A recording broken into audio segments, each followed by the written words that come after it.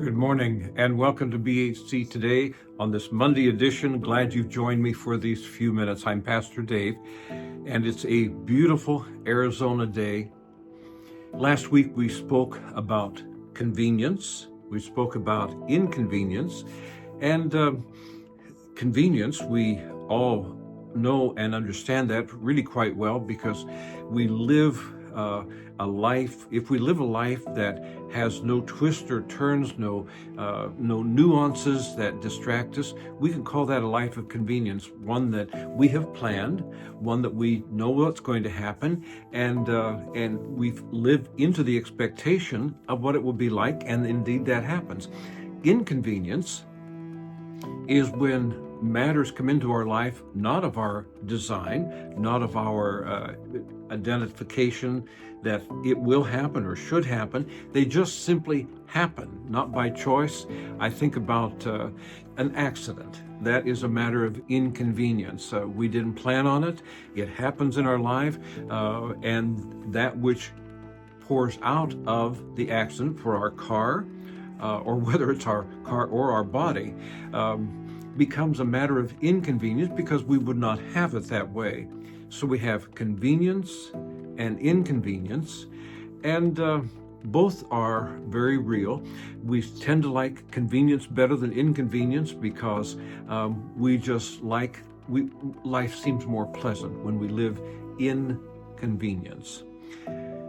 I think about the question of convenience and inconvenience when it comes to matters of the Spirit and matters of heaven and heaven on earth, when it comes to matters of the coming of the Christ child, and whether in God's plan and His design, this happened as a matter of convenience or inconvenience because they had to go to extraordinary steps. Heaven, God, had to go to extraordinary steps to redeem humanity, to bring humanity back to Himself, to enter into a new creation. He'd already created one time, but now He enters into an environment of recreation, of new creation, making what He had originally intended, and making it all new.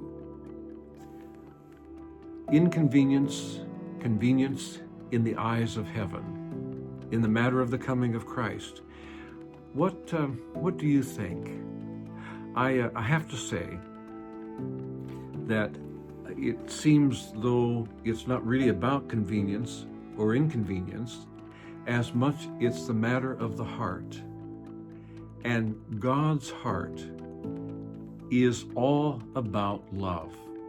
It's a matter of His love for humanity, His love for the world that He created, and His desire to do whatever it takes, convenient or inconvenient, to bring salvation, to bring redemption to mankind.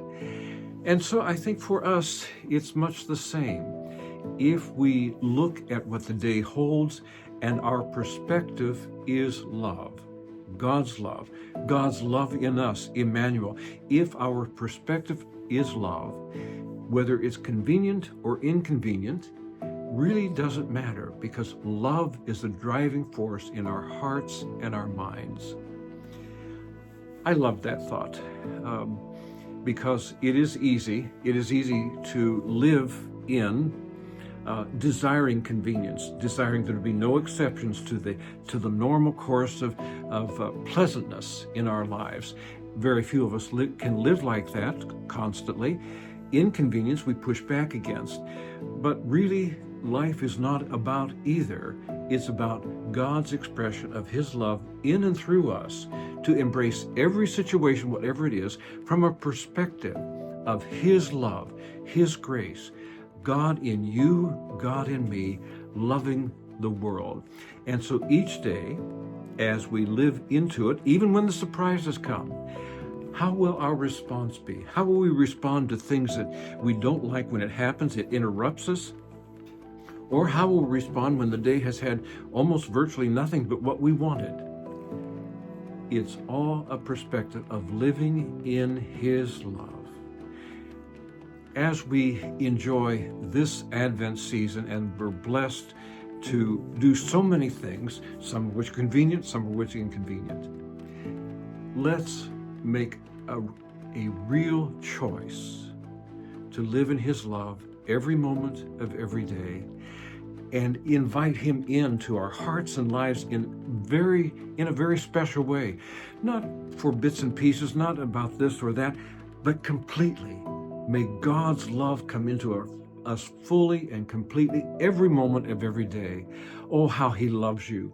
And oh, how he desires to love through you and express his love in every environment, every situation, whether that is convenient or inconvenient. I hope your day is wonderful, and we pray that this day, with all the inconvenience, with all the convenience it may have, will be filled with his love, and that is perspective for living. Have a wonderful day. Goodbye now.